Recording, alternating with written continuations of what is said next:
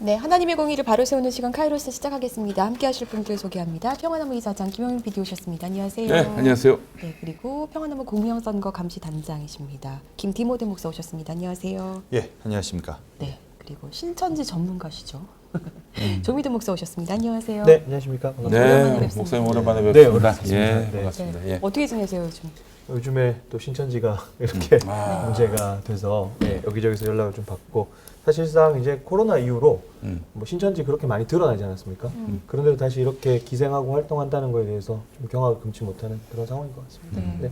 최근에 국민의힘 대선 경선 과정에서 신천지가 상당한 역할을 했고, 그거는 뭐 그동안 신천지에 대해서 집중적으로 보도했던 CBS나 혹은 우리 이단 전문가 조미도 목사님 같은 분들이 이야기한 게 아니라 홍준표가 얘기한 거예요. 맞습니다. 네. 경쟁은 홍준표가 얘기한 거예요. 예. 네.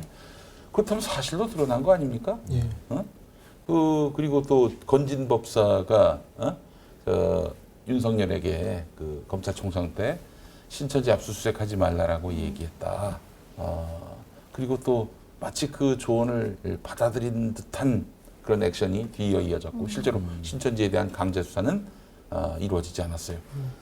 검찰총장의 지휘권자인 법무부 장관이 지시했음에도 불구하고 쌩깐 거죠, 한마디로 얘기해서. 네.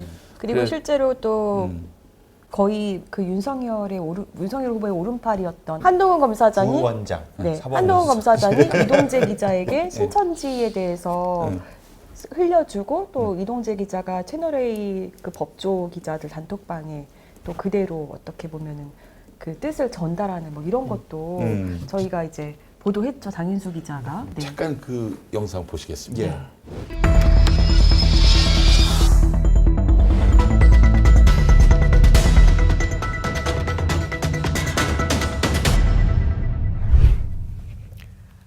안녕하십니까, 장희수 기자입니다.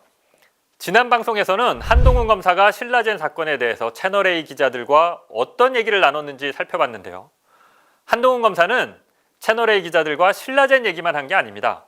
각종 현안에 대해서 폭넓게 채널A 기자들과 소통을 해왔는데요. 그 중에는 신천지 관련 내용도 있었습니다. 2020년 1월에 중국 우한에서 코로나가 발생하면서 2월경에는 우리나라에도 빠르게 퍼지기 시작하는데요. 그 중요한 확산 경로 중 하나가 신천지 교회였죠. 당시 고 박원순 서울시장, 이재명 경기지사는 신천지 교회에 대해서 강력하게 행정조치를 취했었죠. 경찰은 신천지 교회에 대한 압수수색 영장을 신청하는데요. 검찰은 무슨 이유에선지 이걸 2차례나 기각을 합니다. 당시 이 같은 상황에 대해서 한동훈 검사는 채널A 기자들한테 배경 설명을 하는데요. 2020년 3월 1일 채널A 법조팀 단톡방에 올라온 취재 보고 내용을 보시겠습니다. 코로나는 신중하게 다뤄줘. 중대본은 오히려 수사 신중 취지로 요청했어. 대검으로 직접. 아니, 검찰도 코로나 회의에 가잖아. 거기 이광호 본부장인가 있어. 그쪽에서 그런 식으로 요청. 그리고 명단 가지고 박원순이 고발한다고 난리치고 지랄하잖아. 왜 경찰에 안 하고 우리야 할까? 경찰이 안 받아주는 거야. 경찰 입장에서도 총선도 지게 생겼으니까 부담 가서 못하는 거야. 그리고 명단이 쟤네가 제출한 거가 대부분 다 맞아. 과천이나 서울이나 사람이 겹치거나 빠지거나 하는 게 있어서 그런 거지. 사실상 다 맞다는 거야. 쟤네가 사이비지만 지네다 죽게 생겼는데 거짓으로 하겠냐는 거야. 그리고 명동성당에서 사랑의 교회에서 이런 일이 있었을 때 명단 다 제출하라면 제출해? 절대 안 해. 근데 쟤네가 뽑아서 해주겠다는 거잖아. 근데 이성윤이나 김관정이나 다 어용인데? 그런 김관정조차 이거는 신중하게 가야 한다는 입장이야. 김관정이가 보건복지부랑 맨날 통화하잖아. 이게 추미애도 그랬지만 압수수색 얘기하는 건 쟤네 보고 다 숨으라고 얘기하는 거야. 횡령이니 뭐니 들어왔으니까 이만희 처리는 당연히 해야지. 근데 당장 명단 가지고 하는 건 아니란 거야. 근데 그러면 당장 압색을 안 해? 밑에서 사고 치면? 신모시기는 그랬다며. 반부패보면 당장 압색 나선다고. 근데 총장이 중심을 잡고 가니까 그렇게 안 갈 거야. 그리고 이게 압색 나서면 30만 신도가 가만히 있겠나. 유병원 때하고는 사이즈가 다른 애들이야. 검찰이 압수수색을 안 할 거라고 설명을 해주는 내용이죠. 그리고 그 이유와 배경을 설명해 주는데 그 내용이 좀 웃겨요. 총선에서 민주당이 지게 생겨서 그 부담 때문에 경찰도 민주당 믿고는 압수수색을 못한다. 뭐 이런 정치적인 상황을 이유로 들어요. 또 은근히 신천지 편을 들고 있죠. 신천지가 제출한 명단이 다 맞다, 이런 얘기를 하는데 이는 사실과 다릅니다. 교회 예배에 참석했던 사람들 명단이 상당수 다르다는 게 이후 다 확인이 됐죠. 또 압수수색하면 오히려 신천지 신도들이 숨는다, 뭐 이런 얘기를 하는데, 아니 언제는 신천지 신도들이 나 신천지 신도라고 하고 다녔나요? 범인이 숨을까 봐 압수수색을 못 한다고요? 이게 검사가 할 말이 맞습니까? 또 압색하면 30만 신천지 신도가 가만히 있지 않을 거야, 뭐 이런 얘기도 합니다. 아니 청와대도 안 무서워하고 180석 거대 여당도 안 무서워하는 한동훈 검사님께서 신천지 신도들을 무서워한다고요? 몇 분 뒤에는 이런 보고 내용도 추가가 됩니다. 중대본 입장에서 지금 압색이 도움이 되겠느냐. 이미 3,000명이 걸린 상황에서 쟤네 압색하면 숨어버리면 어떻게 할 거야. 회사에 현명하게 잘 알려줘. 그러니까 한동훈 검사가 회사에 잘 알려달라, 신천지 보도는 신중하게 다뤄달라, 뭐 이런 식으로 기사 방향을 미리 잡아주고 제시하는 거죠. 이 같은 취재를 한 채널A 기자는 이런 취재 보고 내용 다음에 다음과 같은 보고를 올려요. 분위기가 좀 이상하게 흐리니까 윤석열이 시킨 것 같긴 한데 윤석열은 압색 반대 입장이라고 합니다. 당시 신천지 교회를 통해서 코로나가 확산되니까 여론이 매우 안 좋았죠. 그런데 이상하게 윤석열 총장이 반대해서 신천지 압수수색은 못한다고 보고를 하는 상황입니다. 압색을 안 한다는 게 자기들도 이상했는지 분위기가 이상하게 흐른다, 뭐 이런 말을 해요. 당시 한동훈 검사는 부산 고검의 차장검사였습니다. 그러니까 이 같은 현안에 대해서 기자한테 말할 수 있는 위치에 있지 않았습니다. 그런데 한동훈 검사는 신천지 말고도 다른 여러 가지 현안에 대해서 거침없이 말을 합니다.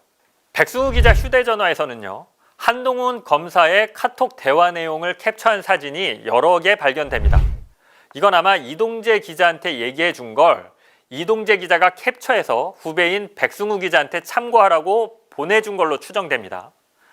그런데 백승우 기자가 검찰 수사에 앞서서 이 내용을 모두 지웠었는데 검찰이 포렌식한 결과 이게 복원이 된 거죠. 먼저 2월 6일 한동훈 검사가 한 채널A 기자에게 보낸 카톡 내용을 보시겠습니다. 최강욱 기소도 추장관 온 이후 그때는 왜 줬나요? 자기가 준 건데.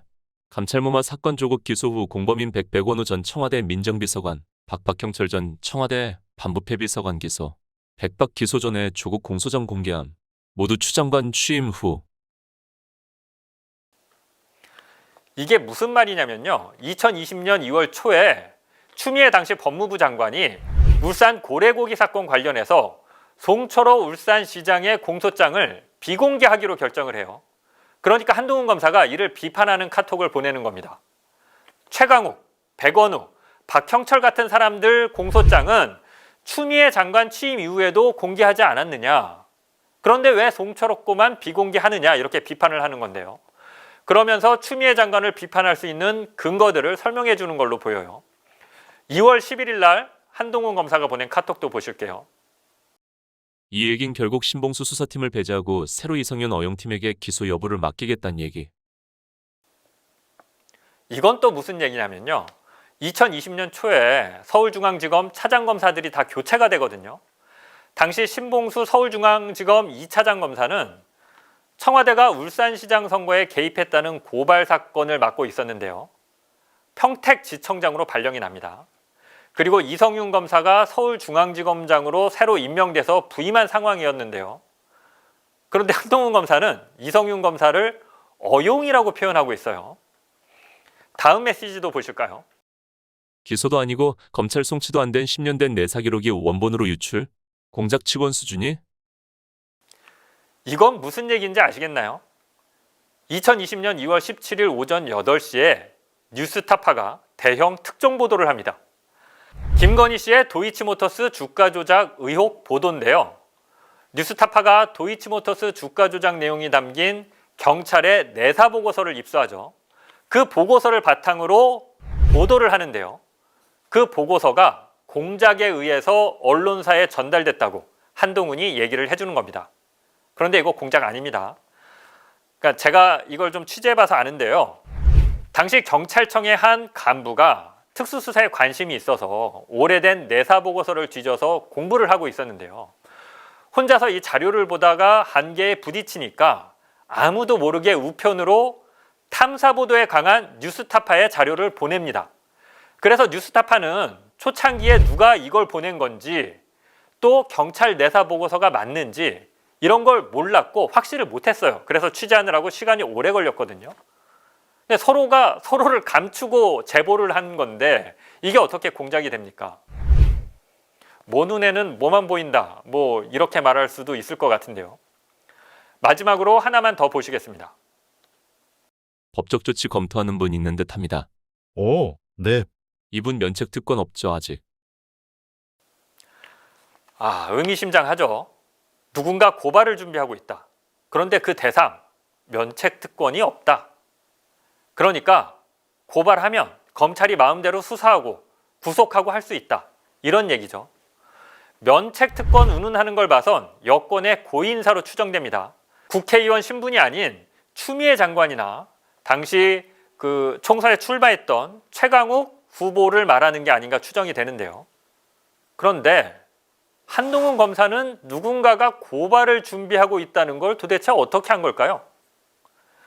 한동훈 검사는 이런 식으로 각종 사안과 이슈마다 설명하고 입장도 주는데 정치적으로 아주 명확하죠.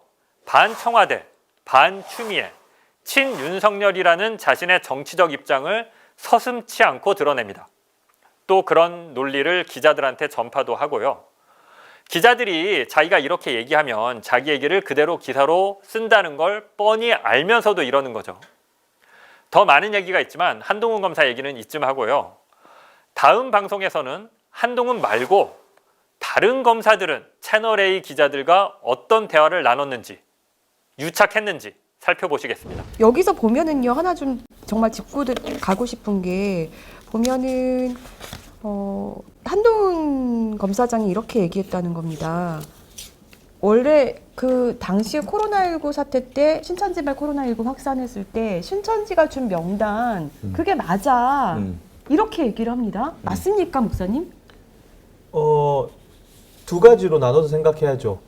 신천지에 대해서 모르거나 아니면 어떤 정치적 의도가 있었거나 뭐 두 개 중에 하나라고 우리가 생각을 할 수 있는 거죠. 네. 그걸 그대로 명단으로 받아들인다는 건 사실상 거짓말을 워낙 잘하는 집단이니까 그런 집단을 그대로 받아들인 모순이 좀 있지 않을까 그런 그때 당시에 방역에 계속 비협조로 하고 그럼요. 계속 예. 동선 숨기고 그래가지고 문제가 된 거잖아요. 그렇죠. 그리고 네. 압수수색을 하면 얘네 다 오히려 숨는다. 그렇죠. 네. 이렇게 얘기를 명분을 했어요. 제공을 해준 거죠. 네. 계속해서 뭔가 가이드를 제시해준 그런 느낌이었어요. 네. 그때 당시에는. 근데 뭐 이런 합리적 의심들이야 늘 항상 하지만 제가 외국 때도 썼지만 뭐 합리적 의심보다는 이렇게 정황으로 드러나는 것 자체가 좀 네. 어렵기 때문에 하여튼 가이드가 계속 되나? 왜 이렇게 움직여지지? 그때 그런 생각들을 많이 했던 것 같습니다. 네. 그러면서 이렇게 앞색 나서면 30만 신도가 가만히 있겠나? 네. 유병헌 때하고는 사이즈가 다른 애들이야. 예. 그래서 또 이렇게 얘기합니다. 총장이 중심을 잘 잡고 있다. 그렇죠. 예. 네.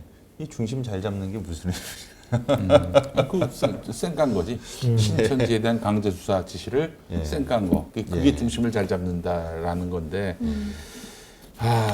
참. 이거 근데 그 봐. 생간 이유라고 하는 부분들에 대해서 이제 법사가 들어가고 그러니까 뭐 예. 영매라는 단어가 뭐 법리적인 판단이 아니라 그러니까 우리가 좀 경악하고 황당해하는 거죠.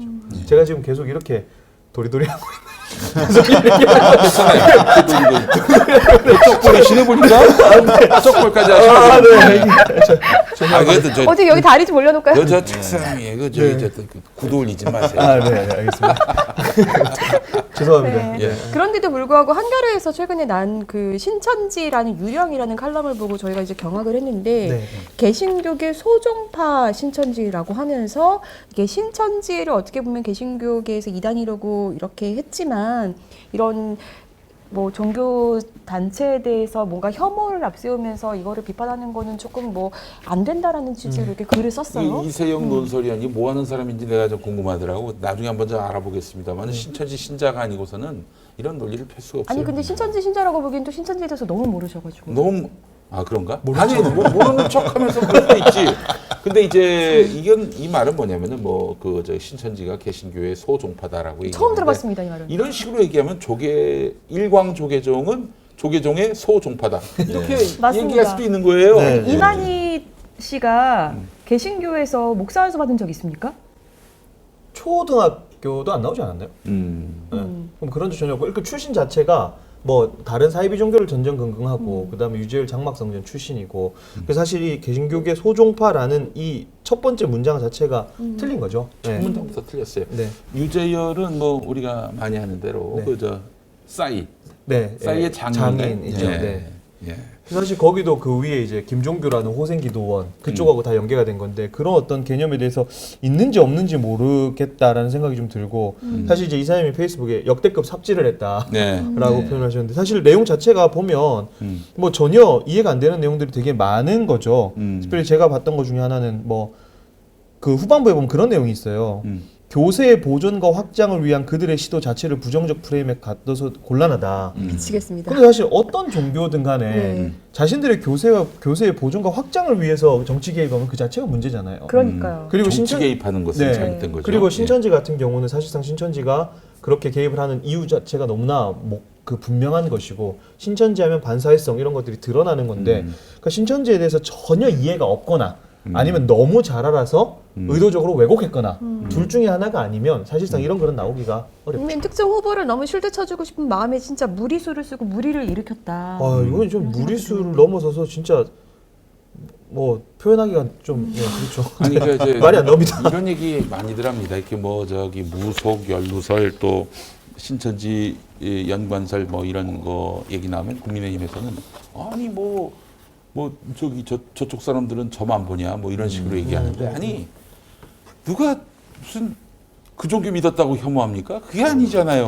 그렇죠. 이게 사적 영역이어야 할 종교가 이 그대로 공적 영역으로 옮겨와 가지고 그래서 지금 저기 점을 쳐가지고 압수수색 날짜 받고 점을 쳐가지고 그렇게 해서 뭐 여러 가지로 저기 그 뭐 본인이 이제 공적 업무를 수행하는 데 있어서 그 결정의 근거가 되는 이런 것들을 우리가 비판하는 거지. 그런 의미에서 보자면은 예전에 우리는 그것도 비판했었어요. 그 평화나무생 기찬입니다만은 창조과학자 그 네. 양반이 이제 네.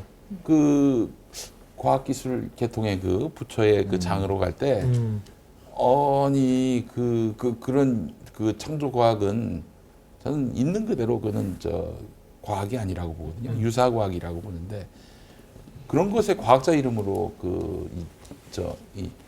자기 그 멤버십으로 이제 참여한다는 것 자체가 이거는 굉장히 위험한 사람이다. 이게 나중에 뭐 장관이 돼가지고 그 자기 어떤 종교적 신념을 정책에 반영하면 나라는 깨집니다. 이 나라는 여러 종교가 공존하고 있는 나라 아니겠어요? 우리가 다 이제 개신교인들이고 또 나름대로 또 하나님 나라를 이 땅에 확장한다는 그런 신념을 갖고 있지만 그러나 이 정치하고의 그 선은 분명히 그어야 되는 거 아니겠어요? 그 정치에 대한 판단이라고 하는 거는 어떤 이런 종교적 가치 속에서 평등과 자유 그리고 서로의 생명에 관한 문제들에 대해서 함께 협력하여 그 선을 이루는 그런 일들이지 이게 어떤 특정 종교를 다른 종교를 배척하고자 하는 목적으로 그렇게 개입을 시킨다면은 그 자체로 평화가 깨지는 일 아니겠어요? 예.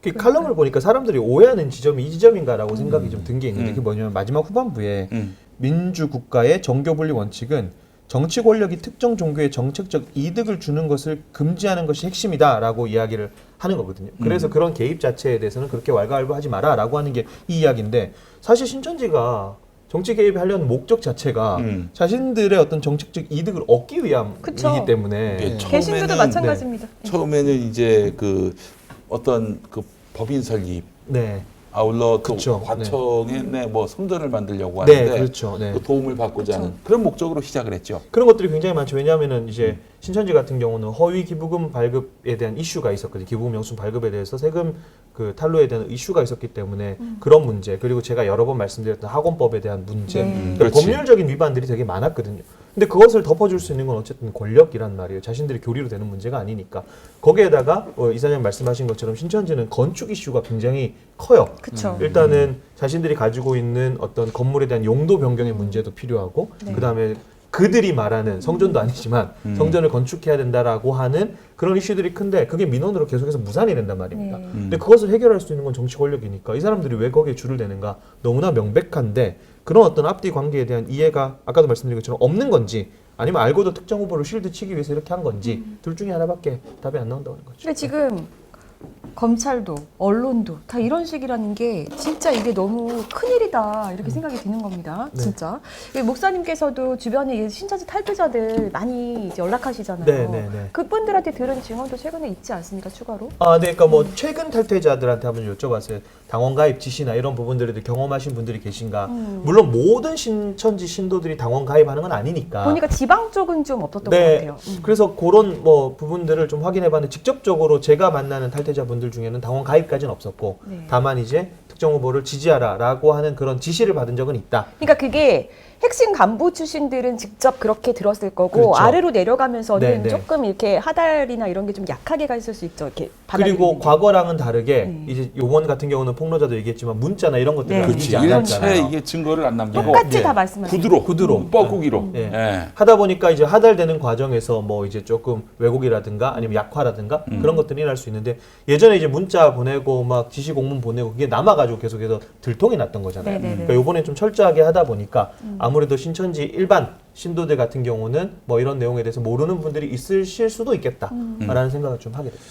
네. 그런데 이미 뭐 홍준표가 인증을 했으니 아, 그거는 지난번 네. 국민의힘 경선 때 신천지가 조직적으로 개입했다는 건 사실로 드러났다고 봐야 됩니다. 네, 네. 예, 그거 확실합니다.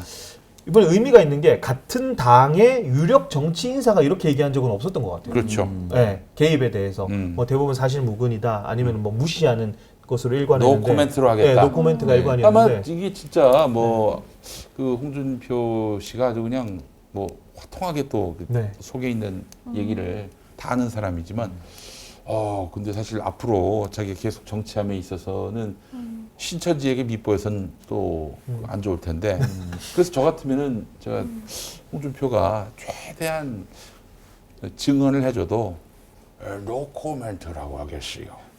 이러고 넘어갈 줄 알았는데 이거 대놓고 인정을 해버리니까 네. 놀랐어요 제가. 어, 등골이 오싹했어. 그분도 지금 상황이 많이 우려스럽다고 생각하시는 거 아니겠어요? 그렇죠. 네. 그러니까 제가 뭐 얘기하는 건데 이렇게 신천지가 개입해서 국민의힘 후보가 된 거 아닙니까? 그러니까 당원 선거에서 이겨가지고 그 후보가 된 거예요. 일반 여론에선 졌는데.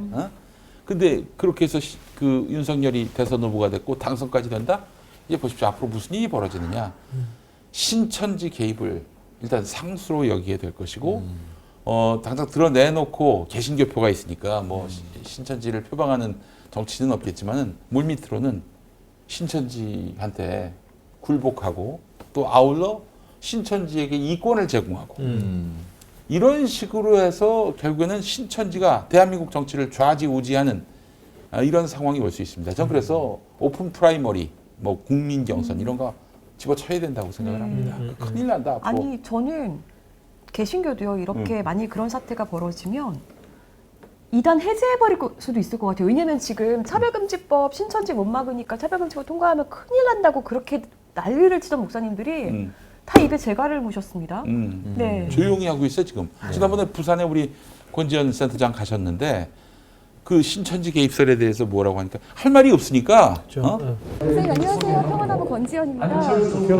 네, 목사님 그 신천지와 국민의힘 유착의 폭로가 나왔는데요. 예, 이번에 신천지하고 관계하고 싶지. 네, 이번에 신천지와 나를 고발을 해가지고 이런 고생했어. 네, 이번에 답변 목사님 생각을 좀 듣고 싶어서요. 네, 목사님들 생각을 좀 듣고 싶은데 답변 않고 그냥 가버리는 목사님들. 네, 차별금지법 통과시키면 그동안에 신천지 같은 사회비 집단들 막을 수 없다고 해서 반대하셨는데 예, 관련해서 안 해주시니까요. 전화드려도 안 해주시니까 한국교회 교인들에게 제대로 된 지침을 주셔야 되지 않겠습니까? 네, 목사님 이번에 국민의힘과 신천지 유착을 아니요 목사님 한국교회 그만. 주셔야죠. 인격으로 하세요. 인격으로. 아니 인격 제가 지금 비인격적으로 한 게 뭐가 있습니까? 기자니까 제 원하시지 않잖아. 기다리라는 말에 회의 끝날 때까지 기다렸는데. 마세요. 지금 너무 피곤하지. 아니, 시간 설정하시고 내려오시고. 저도 서울에서 오느라 엄청 피곤합니다. 가만히 있어라. 아니 왜요? 뭘 가만히 있어요? 아, 질문 드리는 거잖아요. 결국 말없이 자리를 뜨는 목사들. 주는 지금 어디로 가나요? 할 걸음 무겁게 이 세상 어디 쉴 곳 있나요? 머물 곳 있나요? 목사님들 천국 가십시오. 예수 믿고. 예를 들어서 딴 기자가 가서 물어보면은 뭐 그렇게 얘기했을까? 아닙니다. 저는 제가 봤을 때는 평화나무가 아니라 저기 크리스찬 투데이가 가서 물어봐도 답을 못했을 거야 아마. 저도 좀 많이 놀랬던 것 같아요. 왜냐하면 신천지는 교계에서는 그 어떤 걸로도 실드가 안 되는 집단이에요. 그럼요. 사실 한국 교회가 신천지나 뭐 다른 뭐 하나님의 교회 뭐 기타 등등등 많은 어쨌든 사람을 신격화하는 사이비 단체들이 있지만 신천지에 집중했던 이유는 딱 하나거든요.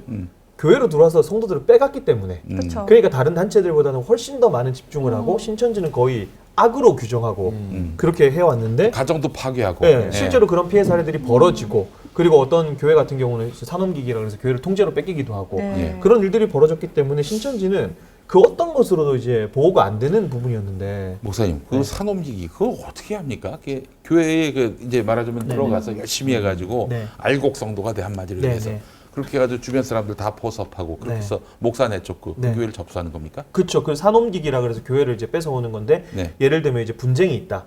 그러면 이제 목회자 찬성파 반대파로 다 들어가는 거죠. 그러다 보니까 사소한 문제를 막 키우기도 하고 실제로 막 서로 막 싸우기도 하고 신천지 신도들끼리.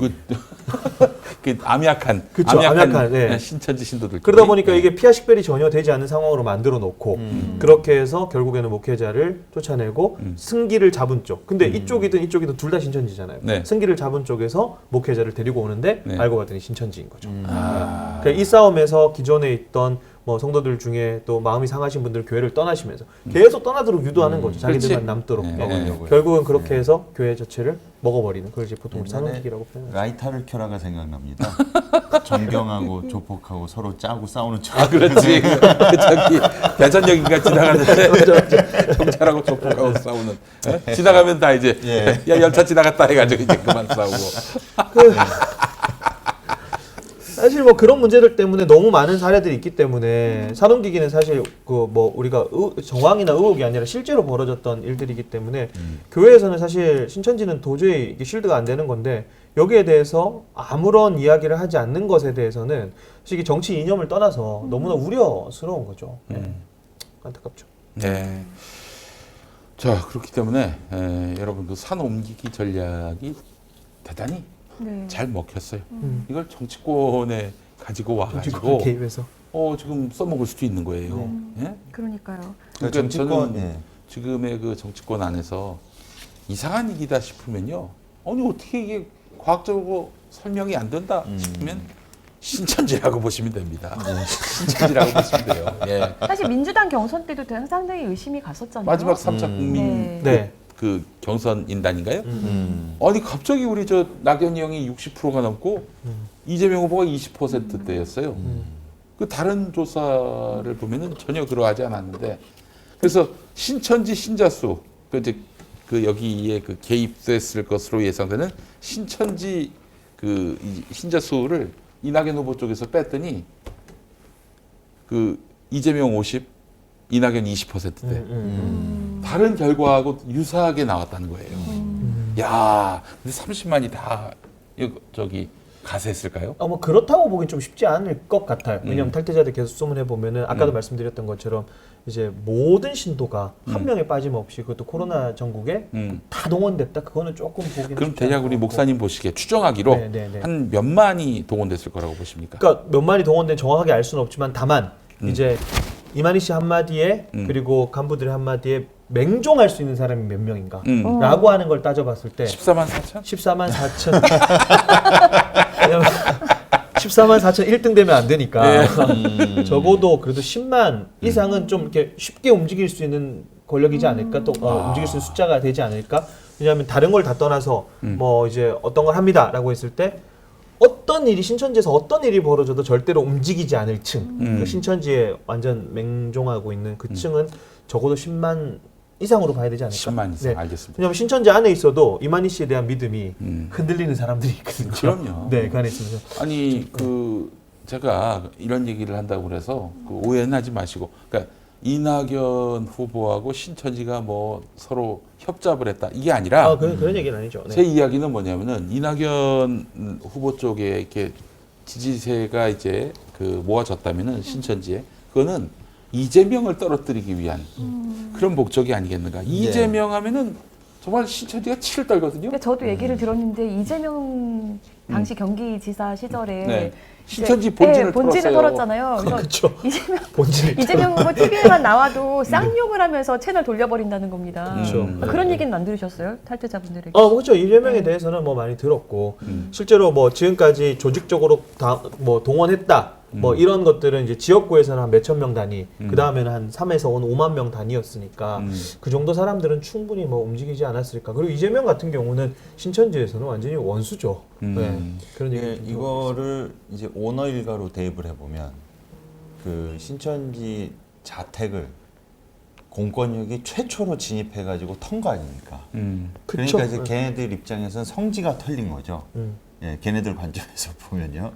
예, 그러니까 얼마나 그 이재명 지사에 대한 악감정이 많겠어요. 본인들의 어떤 맹종한 교주가 예. 무릎을 꿇은 거예요. 예. 걔 때문에 얼마 이재명 때문에 그때 온 국민 앞에서 무릎 그때 꿇고, 신천지 예. 신도들 되게 마음 많이 아프셨다고 들었거든요. 보면서 막 눈물 흘리고 네. 그랬대요. 근데 정치인들 입장에서는 이게 여야를 막론해서 이런 신천지 같은 집단이 상당히 그 매력적으로 이용 가치가 있다는 판단이 듭니다. 왜냐하면 정치인들이 가장 저 좋아하는 사람들이 누구냐면은 한마디 했을 때 막 수천 명, 수만 명을 한 자리에 모을 수 있는 그 조직 동원력. 그래서 사실 빤스한테 줄 선 거 아니에요? 저 누구야? 저 김무성이하고 저 김문수 이런 자한당 그 황교안 대표를 비롯해서요. 그러니까 이 신천지 같은 경우에는 옛날부터 반사회적 집단으로 좀 사회적 그 지탄을 받고 문제가 많았는데 이 신천지는 SNS나 소셜미디어를 통해서 예전부터 정말로 활발하게 활동을 했습니다. 그러니까 신천지에 대한 부정적인 이미지 또는 좋은 이미지를 어필하기 위해서 이 SNS 공간을 너무나 조직적으로 활용한 흔적들이 곳곳에 있기 때문에 만약에 이런 집단이 자신의 정치적 어떤 입지와 이득과 그리고 당선을 위해서 동원된다면 그것도 또 자발적으로 자봉해주겠다. 이러니 뭐 이런 한해 호의적인 모습으로 다가온다면 이게 뭐 국민의힘이나 민주당의 어떤 정치이든지 매력을 느낄 거예요. 매력을 느끼고 손잡을 여지가 있다는 거죠. 신천지는 끊임없이 이제 정치권에 줄을 대려고 계속 시도하잖아요. 네, 네. 유독 이제 보수 정당이랑 요착이 많이 된단 말이에요. 네, 네. 이유가 뭐라고 보세요? 뭐 몇 가지 이유가 있을 텐데 뭐 성향의 이유도 있을 것 같아요. 일단 이만희 씨 같은 경우는 경북 출신이고 그쵸. 그다음에 이제 고령의 경북 출신이라고 네. 하는 그런 것도 있을 박근혜 거고. 청와대 시기를 차거나 저는 큰 의미는 없다고 생각하는데 어쨌든 그런 부분도 있고 그다음에 신천지가 이제 조직적으로 그런 거에 개입이 된 게 아니냐라고 의혹이 불거 나온 시점들은 어쨌든 집권 정당이었어요. 그게 이제 보수 정당이었던 거죠. 과거 한나라당 시절부터. 그러다 보니까 그쪽에 계속해서 사람을 보내고 실제로 거기서 활동을 했고 그런 것들이 정치적 성향뿐만 아니라 본인들이 이제 직접적인 개입할 당시의 집권당이라고 하는 측면들이 지금까지 좀 흘러내려온 게 아닌가라는 생각들을 좀 하게 됩니다. 아니 그래서 저 지난 대선 경선 때 민주당의 이낙연 후보 쪽에도 문을 두드렸던 신천지입니다. 맞죠? 그렇죠. 이낙연 후보 같은 경우에는 국무총리 시절부터 그 신천지가 접선을 해서 포섭하려고 했다는 언론 보도까지 그 있었습니다. 나왔죠. 네. 있었고 실제로 그 저기 이낙연 최측근이라 할 수 있는 정운현 씨, 이 사람도 그렇게 얘기를 했어요. 맞습니다. 물론 이제 뭐 그렇게 해서 나중에 뭐 신천지하고 뭐 어떻게 손잡았다 이런 얘기는 하지 않았습니다만은 이런 거 보면서 이 대한민국 정치가 굉장히 신천지에게 취약하구나. 이게 좀 어떤 방어벽이라도 좀 만들어야 하지 않겠는가. 그런 염려를 하지 않을 수가 없습니다. 이번 대선을 떠나서 말이죠. 이런 가운데 사실 이제 공직선거법 수사를 하는 검사가 이제 공안검사잖아요. 그래서 공직선거법 혐의로 뭔가 이제 기소가 되거나 하면 이 재판도 굉장히 불공정하게 이루어지는 것 같아요. 그렇죠?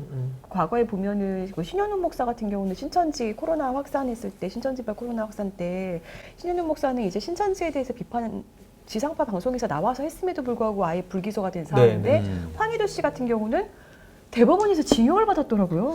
그 1심에서 무죄가 나오고 2심에서 뒤집혔죠. 네. 뭐 물론 발언의 차이가 조금 있을 수는 있겠으나 어쨌든 신현웅 목사님 같은 경우는 이제 아예 불기소 처분이 됐고, 네. 황희도 씨 같은 경우는 기소가 돼서 아니 근데 1심에서 무죄가 오히려 나왔는데. 그 신현웅 목사는 네. MBC에서 방송을 한 거고. 그쵸, 라디오에서 나왔죠. 네네. 황희도 씨는 이제 자기 개인 유튜브에서 방송. 그리고 그걸 보면은 대부분이 지금까지 나왔던 전 다 봤거든요. 네. 근데 언론사들의 어떤 보도를 중심으로 해서 뭐 그렇게 얘기한 것들이더라고요. 그리고 그 검사 그 공소장도 제가 한번 봤었는데 거기서는 황희도 씨가 그 이명박 당시 이제 한나라당 후보가 네네.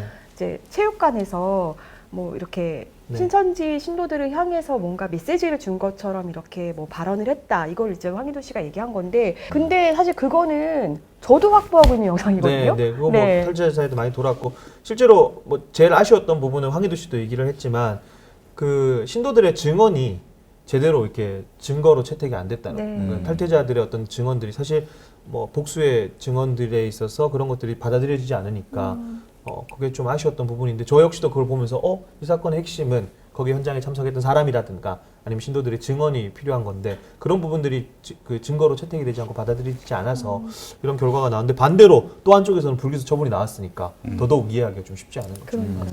야, 이제 앞으로 이제 이렇게 신천지 이 덕을 입은 정치인이 집권하고 그러면은 신천지가 민원을 넣을 거 아니에요. 이 새끼 저 꼭 좀 손 좀 봐달라고. 네. 그러니까 뭐 법원 가가지고 뭐 무죄 판결 받을 수 있지만은 수사 기소 단계에서 진을 빼놓는 거야.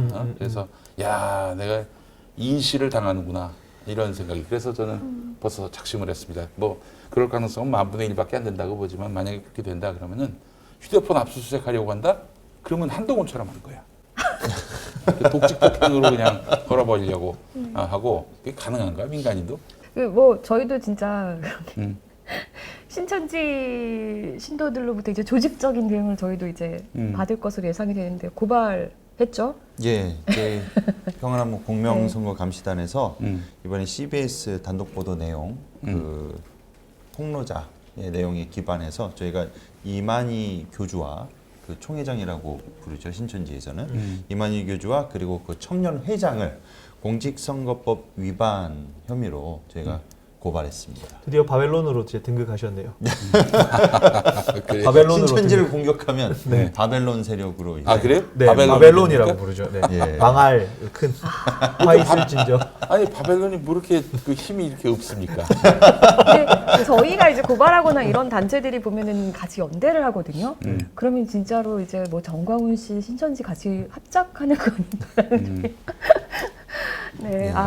보도 내용에 의하면 이런 신천지의 조직적 행위, 그리고 종교적 조직 내에서 직무상 직위를 이용해서 그 구성원들이 국민의힘 당원 가입을 종용했죠. 그래서 윤석열 국민의힘 대선 후보에 대한 투표를 지시하는 방법 등으로 선거 운동을 하게 한 이 행위에 대해서는 공직선거법 제85조 제3항에 해당된다고 합니다. 그래서 누구든지 교육적, 종교적 또는 직업적인 기관, 단체 등의 조직 내에서의 직무상의 행위를 이용해 그 구성원에 대하여 선거운동을 하게 하거나 계열화나 하도급 등 거래상 특수한 지위를 이용하여 기업, 조직, 기업체 또는 그 구성원에 대하여 선거운동을 하거나 하게 할 수 없다. 여기에 위반에 해당됩니다.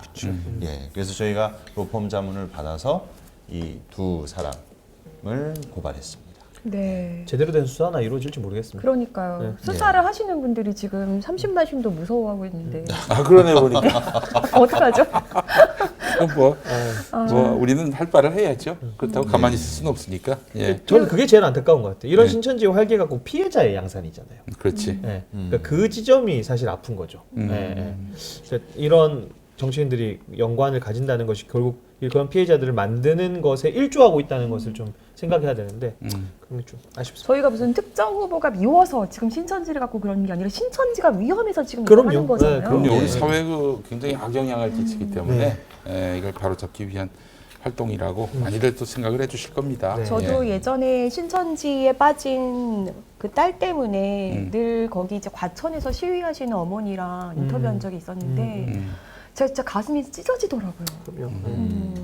오래됐지만 지금도 그 음성이 잊혀지지 않는데 목사님 얼마나 많으시겠어요. 수많은 탈퇴자들 만나보셨잖아요. 그렇죠. 탈퇴자들, 뭐 피해자들 만났을 때 가족들. 제 이런 거 보면 그분들은 아마 잠을 못 주무실 거예요. 네. 그러니까 신천지라고 하는 그 단어가 그분들에게 가져가는 그 자신들의 모든 일상을 빼앗은 거잖아요. 근데 국민을 위해 정치를 해야 된다라고 하는 정치인들 그리고 공정한 수사를 해야 된다라는 검찰 권력, 신천지와 이런 유착 관계 혹은 이제 의혹들이 계속 나타나는 것에 대해서 참 뭐 저는 직접적으로 사실 신천지 피해를 본 적은 없지만 뭐 피해라고 한번 보면까지 있을 수 있겠지만 어쨌든 가족을 잃어버린 그분들 입장에서는 사실 말하기도 조심스러울 정도로 그분들의 심경은 참 너무 아프죠. 네. 그러니까 말입니다. 아, 역대 그 신천지가 그러면 뭐 여야를 비롯해서 지금까지 좀 이렇게 접선하려고 했던 과거 사례들을 좀 정리해 본다면 너무 많았죠. 사실은 이거는 그때 코로나 사태 딱 처음 터졌을 때 신천지가 이제 부각됐을 때 그때도 이슈가 돼서 한번 정리를 했던 부분인데 좀 간단하게 좀 큰 굵직굵직한 것만 몇 가지만 좀 정리를 하면 이제 인물 중심으로 좀 정리를 할게요. 인물 중심으로. 뭐 늘 항상 나오는 건 이제 차한선 씨죠. 차한선 씨 같은 경우는 한나라당 비상금 부대변인으로 활동했던 사람인데 이 사람이 예전에 과천 지역구를 둔 안상수 의원의 비서관이었어요. 그리고 이 사람이 서청원 의원의 주례로 결혼을 합니다. 네네. 서청원. 네. 그랬었고 그리고 이제 이후에 이제 CBS 보도에 따르면 박근혜 후보 캠프에서 또 활동을 했던 차한선 씨 같은 경우 이제 늘 항상 신천지의 정치 개입 문제 나올 때 늘 항상 이제 등장하는 인물이고 그리고 또 한 인물이 이제 바로 서청원 전 의원이죠. 신천지가 실질적으로 청원사랑이라고 하는 카페까지 개설해서 이제 청원사랑. 청원사랑 개설해서 이제 그때 당시 어떤 문건이 있었냐면 2003년인데 서청원 대표 최고위원 경선 시 지원 사항 및 향후 계획이라고 하는 문건이 있었어요. 신천지 내부에서. 그게 이제 드러났고 청원사랑이라고 하는 카페가 개설됐다는 것이 이제 드러났었고 신천지가 여당 유력 인사인 서청원 의원에게 구애 작전을 벌인 것은 이번이 처음이 아닙니다.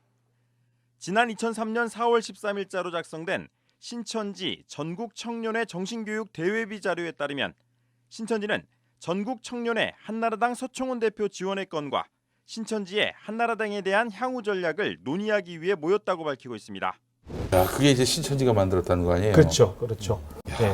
그래서 그 사람이 나중에 서청원이 친박연대 대표가 됩니다. 네. 그러면서 신천지 고문설이 계속해서 이제 있었던 신천지와 늘 항상 이제 이가 되는 사람이고 뭐 이경재 전 의원 같은 경우는 2004년도에 신천지 전국체전에서 축사도 하고 그다음에 맹영규 전 의원 같은 경우도 출판 기념회 때 신천지 신도들이 뭐 동원됐다라고 하는 의혹이 있지만 실제로 이만희 씨가 거기 참석했고 맹영규 의원이 이만희 목사님에게 감사한다. 말씀을 드리겠습니다. 특별히 어려운 걸음을 해주신 이만희 목사님께도 감사의 말씀을 드리고 맹영규가 맹영규가 국민일보 그 워싱턴 특파원도 했었고 나중에 SBS 앵커도 했습니다만은 기독교 신자로 분류가 됐고요. 그래서 저기 나중에 어디 인터뷰에서 자기가 좋아하는 찬송가가 하나님의 은혜로라고 한 것까지는 기억을 해요. 또 그런 일도 있었고 비교적 최근에는 2021년에 과천시 의회에서 류종우 의원이 이제 발언을 하면서 신천지하고 신계용 전 과천시장의 유착 관계를 폭로한 적이 있어요. 그때 당시에 이제 지금은 신천지를 이탈한 김남희 씨가 대표로 있는 슈켄이라고 하는 위장 조직 단체가 있었는데 이 슈켄이 신계용 전 시장 캠프에 침투했었다라고 류종우 의원이 이제 밝혔고요. 그때 당시 시층이 한 3,000명 정도. 근데 이제 2014년 과천시장 개입 과천시장 캠프에 나온 명단은 한 40여 명. 그리고 명단을 일일이 대조해 본 결과 심지어 위장 전입 사례가 의심한 경우도 있으며 더 소름 끼치는 건 과천시청 공무원이 3명이나 있었다는 거. 그런 일들이 이제 밝혀졌었고요. 이것은 어제 특별위원회에서 밝힌 2014년 지방선거 시 전입시장 캠프에서 나온 시켄 명단입니다. 시켄은 당시 3,000여 명의 규모로 알려져 있으며 2014년 과천시장 캠프에서 나온 명단은 40여 명입니다. 위 명단을 일일이 대조해 본 바 위장 전입이 의심되는 사례가 있었으며 당시 과천시청 공무원 3인이 포함되어 있었습니다. 당시 보건소 소속 2인과 과천시의회 소속 1인이며 그중 2인은 현재 재직 중입니다. 보건소 소속 공직자 중 1인은 취약계층을 관리하는 정신건강증진센터 업무를 했습니다. 사실 이거는 뭐 여야 가릴 것 없이 이런 문제들이 좀 벌어졌었어요. 배준현 의원도 연루설이 있던데. 그거는 이제 저는 정확하게는 잘 모르고 예전에 뭐 강기갑 전 대표 같은 경우도 뭐 그래요? 네. 실제로 신천지 행사에 가서 축사를 한 적도 있고 사실 신천지뿐만 아니라 조금 곁다리를 치면 통일교 같은 경우는 더 말할 것도 없죠. 통일교 행사에 수많은 뭐 반기문 전 유엔 사무총장, 오세훈 시장, 박형준 시장, 각 도지사들 뭐 모조리 가서 2022년 같은 경우는 이제 그렇게 행사에 참석했던 그리고 참석하거나 축전을 보내거나 기조연설을 하거나 이런 경우들이 있죠. 네. 야, 이거 저 심각하게 봐야 될 부분이 뭐냐면은 그 기성교회 신자라고 불리는 정치인조차도 이 정말 신천지의 이 조직력 이런 것에 기댈 수밖에 없는 취약한 구조에 놓여 있구나.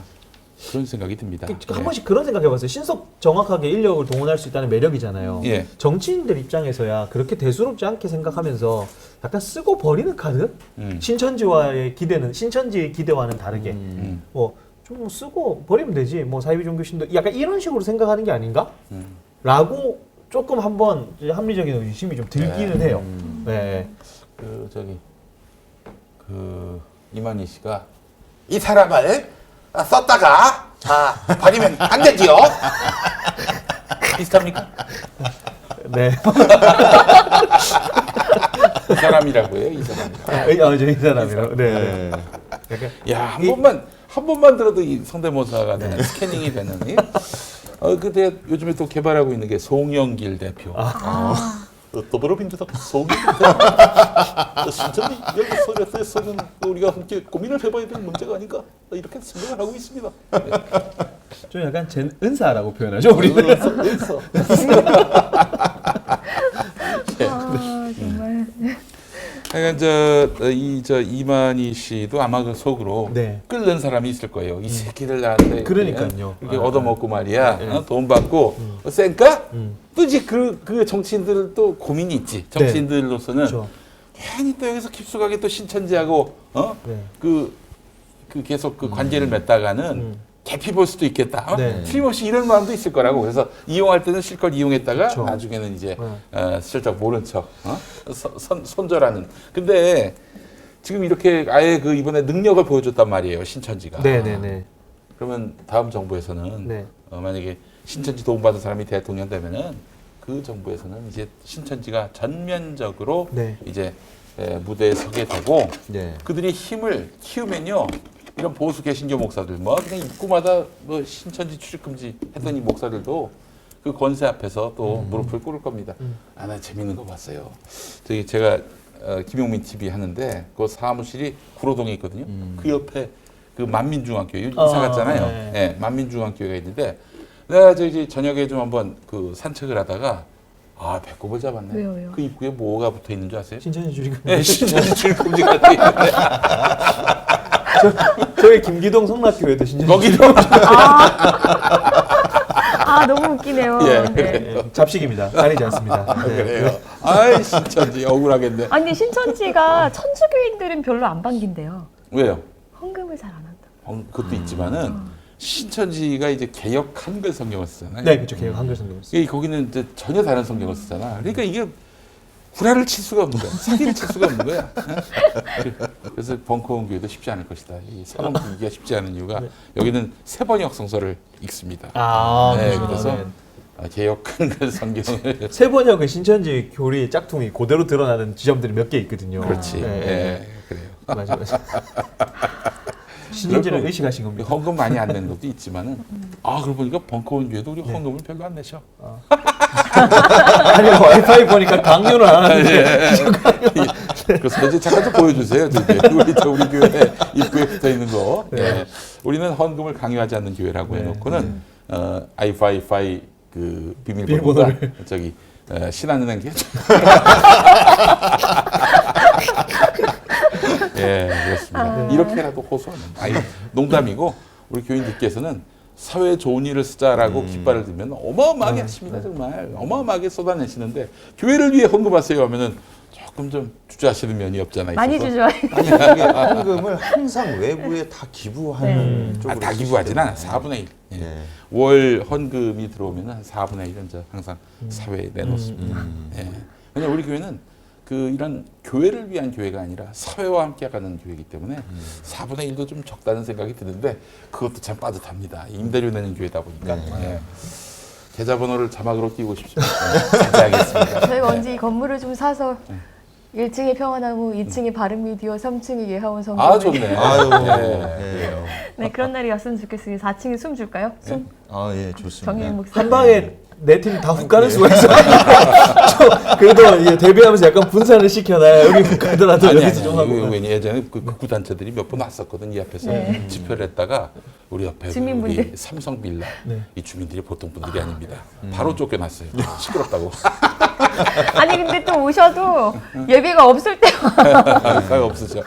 다 끝나거나 코로나 때문에 안 모이면 자기들끼리 오셔야 와가지고. 되기 때문에 예배 시간이 겹칠 수가 없어요. 그래요. 네. 아, 참 웃으면서 얘기하지만 이게 정말 웃을 일이 아닙니다. 굉장히 심각한 상황인 것 같아요. 네. 아유, 참. 이 CBS 보도를 통해서 다시 이제 이게 화제가 됐는데 네. 제가 다시 한번 말씀드리지만 이 신천지가 윤석열 씨를 밀어준 거는 공짜가 아닙니다. 그럼요. 네. 공짜가 아니에요. 뭔가 청구서가 단단히 있을 거란 말이지. 그 청구서가 신천지에 대한 뭐 법적 지위를 이렇게 제대로 인정받는다든지 지금 신천지의 민원사항은 뭐가 있습니까, 목사님? 신천지가 제일 이제 그 관여하는 부분이 아까 말씀하셨던 건축 문제. 건축 문제. 예. 그게 지금 제일 커요, 사실은. 건축이 왜 안 돼요? 왜냐하면은 사실 이제 과천 같은 경우는 요한 지파가 쓰는 그 9층, 10층 건물 같은 경우는 종교 시설이 아니에요. 아, 저 대형마트 있는데. 네. 거기는 이제 그 문화 및 아마 체육시설로 제가 알고 있어서 그걸 계속해서 종교시설로 용도 변경을 하지 않으면 그 자체가 건축법 위반이기 때문에 이게 이슈가 계속해서 있었거든요. 근데 그거하고 그 다음에 과천에 이제 본인들 성전 지어야 된다 주장하잖아요. 근데 그게 지금 안 되고 사실 민원이라고 하는 게 옛날보다는 굉장히 많이 무서워진 시대거든요. 그래서 실제로 민원 때문에 거부된 사례들이 굉장히 많이 있어요. 그러다 보니 그런 문제들을 풀어야 되거든요. 과천시청 입장에서도 되게 난감한 거예요. 법률적으로는 사실상 허용을 해줘야 되는 게 맞는 거예요. 용도 변경을 해줘야 되는 거.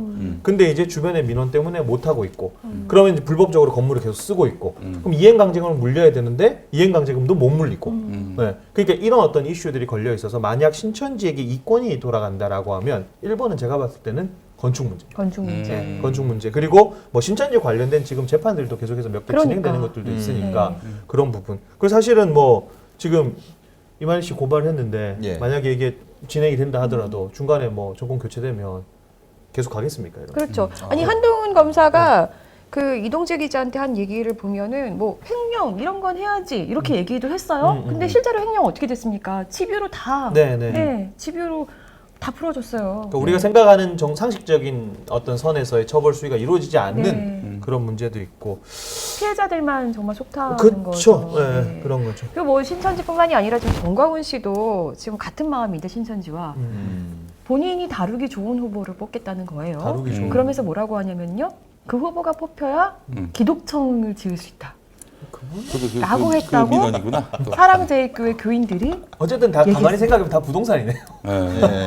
다 부동산이네요. 아니 역대 교단도 왜 분열됐나 보면은 신학교, 부동산 그런 문제가 있어요. 사실은 어떤 저 차이가 있어서가 아니라 개신교 목회자들이 그 신천지는 그야말로 빼박인데 그럼에도 불구하고 윤석열 후보를 계속 지지하는 이유 중에 가장 큰 아니 지지하더라도 요거라도 좀 비판하고 하라는 거예요. 이거 좀 뭐 아까 선생님 말씀하신 것처럼 뭐 이게 지금 누구 특정 후보를 비판하자는 게 아니라 이 개입 AA 자체. 근데 그럼에도 불구하고 가는 게 지금 대부분 그 저쪽에 계신 분들, 소위 그 태극기 부대 쪽에 계신 분들은 이 신천지를 아예 확증 편향에 빠져서 또 선거철 다가오니까 옛날에 박근혜 후보, 이명박 후보, 신천지랑 엮어서 네거티브 하듯이 또 이런 식으로 하는 거다라고 하고 치부해버리는 분위기가 상당히 강하시더라고요. 제가 상당히 놀란 게 제보를 받은 것도 제가 잠입하지 못한 정말 핵심 이제 그런 구구 성향의 분들,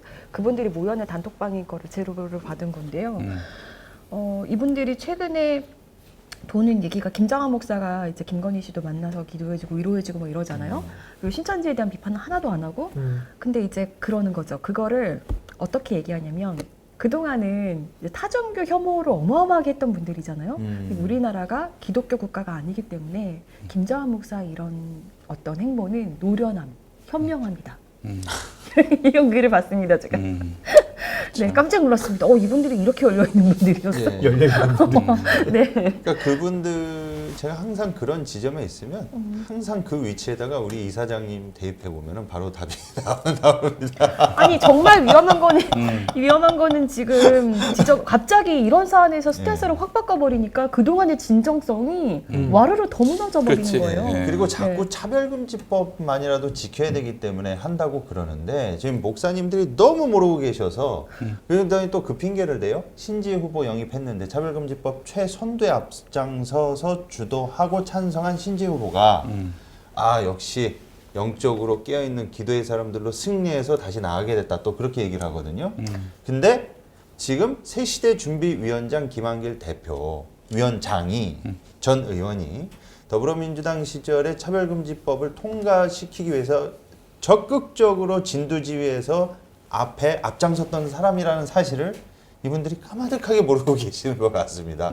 차별금지법이 윤석열 지지 후보에 대한 이유라면 이거를 과연 어떻게 받아들이실지. 그러니까 사실 이게 아니라 그거를 그러니까 그분을 지지하기 위해서 지금 차별금지법 반대해야 된다고 지금 거기다 요구를 하는 명분을 계속 만드는 거죠. 명분을 만드는 상황인 거잖아요. 그러니까 이게 그러면서 또 차별금지법을 통과시키면 안 된다라고 했던 이유 중에 하나가 신천지 확산하면 안 되니까였는데 그리고 비판도 못하는 세상이 된다라는 식으로 그렇게 왜곡해서 계속 주장하셨는데 지금 이렇게 뭔가 앞뒤가 다른 모습을 보이시는데 자기들이 만든 딜레마에 스스로 빠진 겁니다. 근데 참 뻔뻔하세요.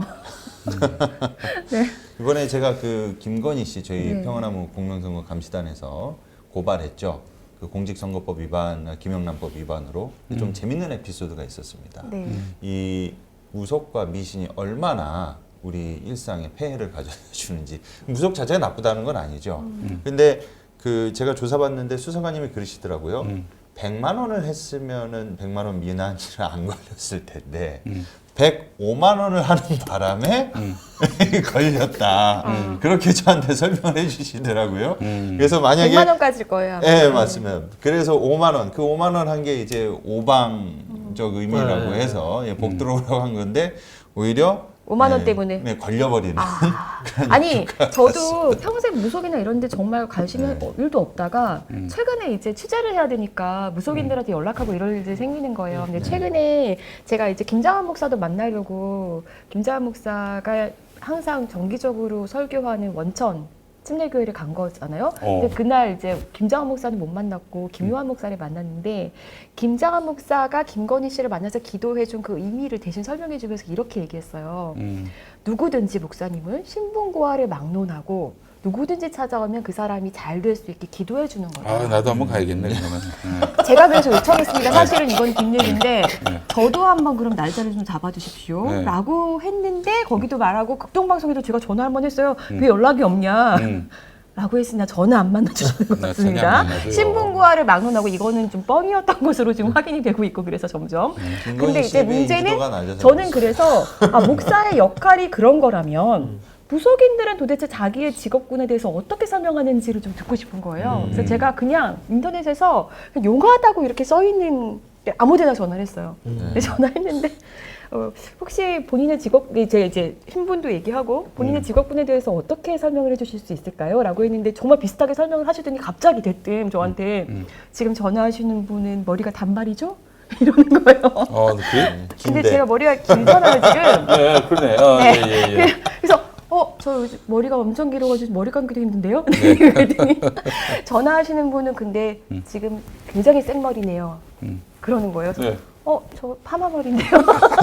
좀 화낼 겁니다. 화낼 그게, 거예요. 그게 원래 네. 무속인들이, 그러니까 일부 무속인들이 사용하는 전형적인 방법이에요. 네. 왜냐 가만히 생각해 보면 사람은 단발 아니면 장발밖에 없어요. 그렇지. 커트일 수도 있고. 아니 50%의 그 가능성. 장발이네요. 그러면은 어떻게 알았지? 이렇게 돼. 그게 실제로 속임수의 심리학이라는 책이 있을 거예요. 거기 보면 우리나라 현직 검찰 수사관이 쓴 책인데 그분이 보면 이제 무속인들의 점치는 사람들이 하는 사기치는 방법에 대해서 적어놓은 게 딱 그 방법입니다. 아니 근데 뭐 저는 어쩜 그렇게 답사위로 답사위로 막가 비경한 거지. 재수가 없었던 거지. 그리고 영적인 관점에서 보면은 네. 그 용하다는 오래되신 분들보다 이제 간 내린 그 약발 기간이 대략 무속인들 사이에서 2년으로 잡습니다. 아, 저희 통화할 때 옆에 계셨거든요. 근데 나한테 20년 차한테 전화하면 어떡하냐고. 아, 그래요? 네, 간 내리고 2년까지가 아주 신기가 좋아서 잘 맞춥니다. 넘어가면 어렵다고. 예. 신천지 얘기하다가. 네. 아무튼 어떤 종교든 정치 개입은 이렇게 그리고 선거 개입 절대 안 되고 왜냐면 이분 그 목적이 본인들의 이권을 어떻게 보면은 위해서 하는 거기 때문에 이건 종교의 역할이 아니다. 이렇게 얘기하고 싶고요. 더구나 신천지는 정말 위험하다. 네. 저는 뭐 이렇게 얘기하고 싶은데 세 분도 각자 왜 종교의 정치 개입이 특히 그리고 사이비 종교의 정치 개입이 위험한지 좀 정리해 주시고 오늘은 좀 맞춰야 될 것 같습니다. 네. 먼저 김호대 목사님부터. 예. 아니 누구나 그 표현 의사의 자유가 있는 것이고 정치에 대해서 자유롭게 의사 표현을 할 수가 있습니다. 그러나 반사회적인 무리를 일으켜서 사회적 지탄을 받고 있는 특정 이단 사이비로 분류되고 있는 종교 집단이 정치인과 정당의 어떠한 수단과 목적에 동원이 돼서 그 조직적으로 특정 후보와 정당을 밀어주는 이러한 행태들은 너무나 폐단으로 작용할 수 있기 때문에 설령 그 과정이 합법적 테두리 안에 있다 하더라도 그 집단이 지금까지 보여준 반사회적 행태들과 그리고 우리 사회에 일으킨 여러 병리적 문제들로 인해서 이것은 반드시 근절되고 타파돼야 될 그런 관점으로 비춰진다. 그렇게 말씀드리고 싶습니다. 네. 사이비 종교는 세계관 자체가 다르거든요. 그러니까 일상을 살아가는 집단이 아니라 자신들의 세상을 살아가는 단체예요. 그리고 이런 단체들이 정치권에 기웃거린다는 것은 결국 자신들을 비호해줄 세력을 만들어서 이미지를 세탁하고 공신력을 확보하기 위함인 것이죠. 그러다 보니까 실제적으로 자신들이 도움이 되는 일들을 하게 되고 그걸 통해서 본인들이 얻으려는 본인들의 이제 목적을 취득하는 거기 때문에 근데 그런 어떤 목적의 취득과 자신들의 새 확장은 결국에는 제가 아까 방송 중간에도 말씀드렸지만 피해자를 양산할 수 있다 라고 하는 측면으로 우리가 이 문제를 보면서 올바른 형식의 그리고 어떤 우리나라의 어떤 정치의 어떤 발전을 위해서 이런 행동들을 하는 것이 전혀 아니다 라고 하는 것들을 우리가 좀 기억하면서 계속해서 감시하고 비판의 목소리를 내는 것이 굉장히 중요하다고 생각을 합니다. 네. 종교 집단도 이제 둘은 아닙니다. 제가 봤을 때는 뭐 고등 종교, 저등 종교가 아니라 대개는 그러하죠. 사실 뭐 고등 종교는 주로 이제 어떤 종교의 공공적 책무라든지 공동체에 대한 헌신 이런 것들이 이제 전제돼 있고 또 그래야 고등 종교로 대접을 받는 건데 그런 종교 집단이 있는가 하면은 사적 이익을 지향하면서 그리고 추종자들, 교인들을 가스라이팅하는 집단. 네. 별로 확연히 갈리지 않습니까? 맞습니다. 예, 네. 확연히 갈려요. 예. 근데 주로 이제 정치권과 결탁하려는 자들은 주로 후자들이란 말이에요. 전자들. 그러니까 이제 공공적 책무를 지향하면서 그렇게 공동체에 대한 헌신과 또 애정을 이렇게 강조하는 집단은 주로 권력을 감시합니다. 비판하고. 예. 그러나 사적 이익을 지향하면서 교인들을 가스라이팅하는 이런 세력들은 주로 결탁을 합니다. 정치와 결탁을 해요. 그렇게 해서 정치 권력을 사유화하고 이로써 부패하고 나중에는 정의에서 이탈한 채 공공성이 붕괴되는 그런 길로 가게 된단 말이죠. 정치는 지금 대단히 취약합니다. 과거와 같이 이렇게 돈으로 세력으로 이렇게 사람들을 규합하고 그 선거판을 좌지우지할 수 있는 그 권능을 그 잃어버렸어요. 그래서 결국에는 아직까지도 그 구습, 인원 동원 능력이라든지 뭐 돈이나 이렇게 여러 가지 세력을 갖고 이제 대중을 선동할 수 있는 힘은 아직 종교에겐 남아 있단 말이에요. 종교가 워낙에 또 금단의 영역이고 성역이다 보니까 그래서 종교 쪽하고 손을 잡으려고 하고 또 그 종교는 대개는 이런 사이비들 또 특정 지도자에 의해서 가스라이팅 당한 사람들. 그래서 결국에는 종교와 정치의 결합은 주로 사적 이익에 그 기울어진 그 세력과 그런 종교의 그 도움을 얻고자 하는 그런 불의한 정치 세력의 결탁일 경우가 대단히 많습니다. 그렇기 때문에 안 됩니다. 안 되는 것이고요. 그렇기 때문에 종교는 결국 종교 내부에서 감시하고 또 그렇게 계속해서 이걸 제동을 걸어야 되는 건데 그 일을 하는 단체가 그동안 없었던 거예요. 훌륭한 이단 사이비 연구기관 우리 이 바른미디어 같은 그런 역할도 있는가 하면은 이들을 실질적으로 발목 잡고 그들에게 그 선한 길로 인도하는 그 계도하는 기능을 담당할 시민단체로서 또 평화나무가 기능하는 거 아니겠습니까? 또 얘기하다 보니까 후원 많이 해달라는 얘기로 결론을 또 내리게 됐습니다. 여러분 그렇습니다. 정치와 종교를 우리는 확연히 긋자 이런 차원이지만은 그것은 이제 다른 맥락에서의 그 정치와 종교의 분리가 있지만 그러나 저희가 진짜 얘기하고 싶은 거는 종교가 가르치는 선한 가르침들 있지 않어요? 종교의 그 선한 가르침 있지 않습니까? 또 공익을 위한 것, 또 공동체를 위한 것, 공공선을 위한 것 이런 일들을 위한 종교와 정치의 선한 연대는 또 필요하다. 그렇죠. 그것마저도 우리가 배관시하거나 그런 건 아니니까 우리가 그런 정치와 종교의 바른 관계 정립을 위해서 뜻을 모아야 한다. 정말 큰일입니다. 신천지 도움받은 무속에 도움받은 자가 대통령 되면은 끔찍해요. 제가 해안이 있는 사람은 아니지만 큰일 날 일들이 이제 앞으로 우리 앞에 도처에 펼쳐지지 않겠는가 하는 생각이 들고 그런 미련한 선택을 하실 우리 국민들이 아니다. 굉장히 스마트한 우리 국민들이 분명히 정의를 바로 세우실 것이라는 또 믿음도 갖습니다. 네, 그래서 윤석열 후보께도 말씀드리고 싶습니다. 이제라도 빨리 거기를 끊어내십시오. 그렇게 말씀드리고 싶습니다. 네. 그래야 좀 선거도 좀 우리가 수준 있게 하고 싶잖아요. 네. 네, 그런 말씀을 드리고 싶습니다. 자, 확실히 지금 뭐랄까요? 우리 정치는 종교 앞에 너무나 취약합니다. 이 구조도 우리가 명확하게 볼 필요가 있겠다는 생각도 듭니다. 그리고 좀 사족인데 그 신천지 대책연합에서 맞죠? 플레임이 맞나요? 신천지 대책 전국연합. 네. 신천지 대책 전국연합에서 저희 기사를 항상 본인들 이제 카페나 이런 데 이제 링크를 해주세요. 많이 퍼뜨리려고 노력을 해주셨는데 그때마다 정광훈 씨 쪽이나 이런 데서 그렇게 게재 못하도록 게시 중단을 그렇게 한다. 아니 저 신천지 대응집 단체인데 신천지 대응 단체인데. 거기에 발목을 잡아요? 저희 이제 정광훈 씨나 이런 기사들도 거기에 같이 이제 올려주시거든요. 네. 그렇게 게시 중단을 수시로 한다고 하는데, 그만 좀 하십시오. SNS에다가 올리는 수밖에 없어요. 외국계열. 네.